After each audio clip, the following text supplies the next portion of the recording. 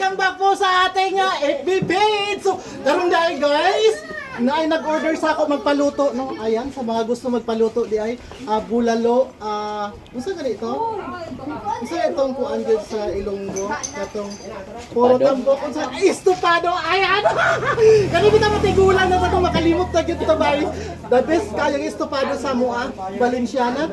So kung gusto mo mag-order dahil magpaluto mo, punta ka lang nyo si Kaway Kois. For example guys, kani gipaluto lang ni sa ko. Oh, di ba? Lami kay ka mo luto. So kung ano siya guys, kanang adobo lang ni siya, pinakasimple lang. So barato ra pod no. Dahil ang kani lauyang kung ano siya guys, lauyang unsa ni kanang ulo bitaw sa baka kani siya.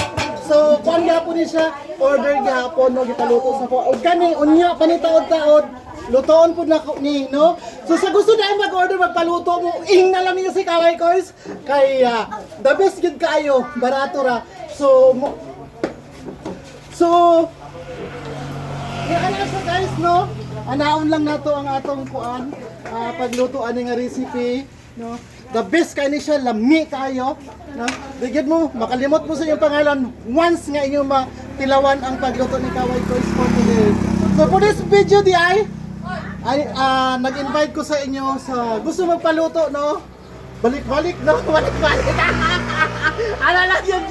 So, thank you kayo guys, paki-share sa akong video, no? Daghang salamat ang akong mga followers. Unta mo daghan. Shout out sa taga Kalagutay. Wa gyud mo nagpalo sa kuha. Di gyud mo na patilawin patilawin. Patilawin. Daghang salamat. Bye.